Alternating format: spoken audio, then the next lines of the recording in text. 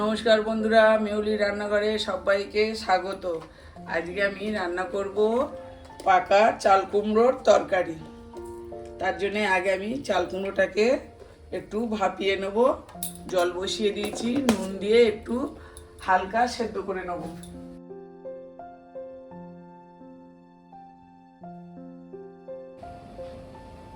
চাল কুমড়োটা আমার ভাপানো হয়ে গেছে।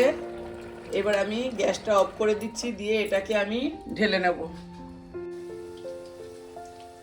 এবার আমি চাল কুমড়োটা ঢেলে নিয়েছি। তেল দিয়ে দেবো কড়াতে। তেল দিয়ে প্রথমে আলুটাকে আমি ভেজে তুলে নেব।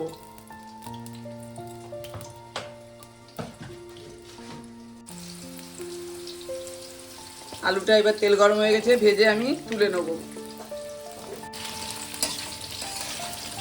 আলুগুলো ভাজতে দিয়েছিলাম, আলুগুলো আমার ভাজা হয়ে গেছে। এবার আমি আলুগুলো তুলে নেব।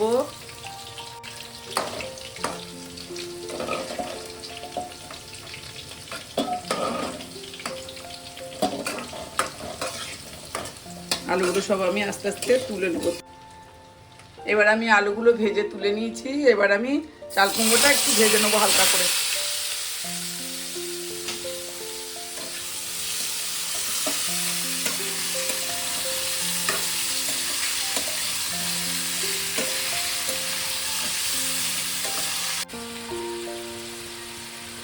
এবার আমার চাল কুমড়োগুলো ভাজা হয়ে গেছে, আমি তুলে নেব।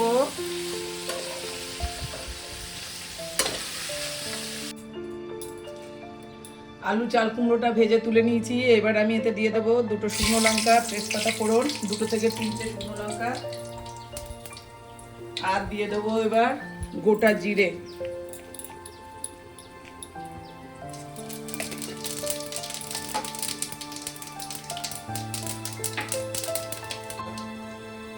এবার দিয়ে দেবো আদা বাটা। আদা বাটাটা দিয়ে একটু নেড়ে নেবো। এটা একটু ছিটকাচ্ছে, তাই আমি একটু ঢাকাটা দিয়েছি। একটু নেড়ে নিয়ে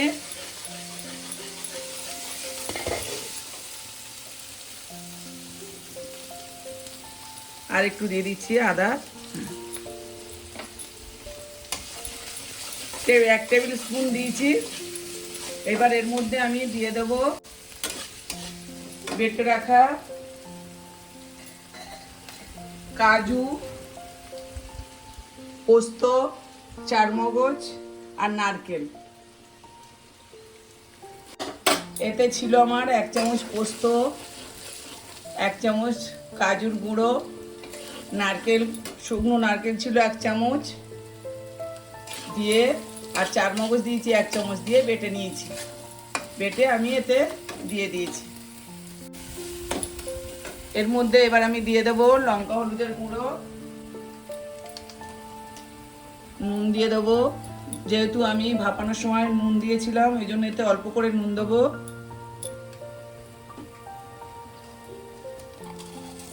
চিনি দেবো পরিমাণ মতো, আর ধনের গুঁড়ো,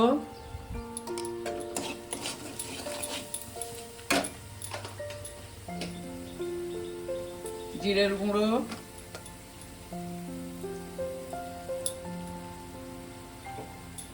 আর দেবো লঙ্কার গুঁড়ো। ঝাল আপনারা যে যেমন খাবেন। আর দিয়ে দেবো 1 চামচ হলুদ, 1 টেবিল স্পুন হলুদ। এবার এটাকে আমি একটু ভালো করে কষিয়ে নেব। নিয়ে এর মধ্যে আমি দিয়ে দেবো টক দই, 1 টেবিল স্পুন দিলাম। দিয়ে এটা আমি আবারও ভালো করে একটু কষিয়ে নেব। মশলাটা আমার কষানো হয়ে গেছে। এবার আমি আলু আর চাল কুমড়ো ভাজাটা দিয়ে দেবো।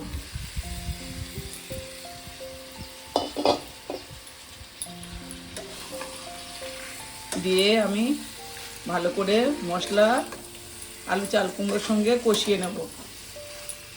এইভাবে আপনারা বাড়িতে একবার পাকা চাল কুমড়ো করে খেয়ে দেখবেন। অনেকে তো পাকা চাল কুমড়ো খান না, ফেলে দেন। এভাবে খেয়ে দেখবেন, খুবই সুস্বাদু হবে। আর যদি এই রান্নাটা আপনাদের ভালো লাগে তাহলে একটা লাইক, কমেন্ট, শেয়ার করে দেবেন। নতুন বন্ধুরা চ্যানেলে সাবস্ক্রাইব করে পাশে থাকবেন। এবার আমি এটা একটু ভালো করে কষিয়ে নেবো, মিনিট 2 নিয়ে তারপরে জল দিয়ে দেবো। মিনিট 2 এটা আমি কষিয়ে নিয়েছি, এবার আমি জল দিয়ে দেবো। খুব বেশি জল দেবো না, মাখা মাখা হবে তরকারিটা। যেহেতু সব ভাজা ছিল, এরকম অল্প জল দেব, দিয়ে এবার আমি এটাকে চাপা দেবো।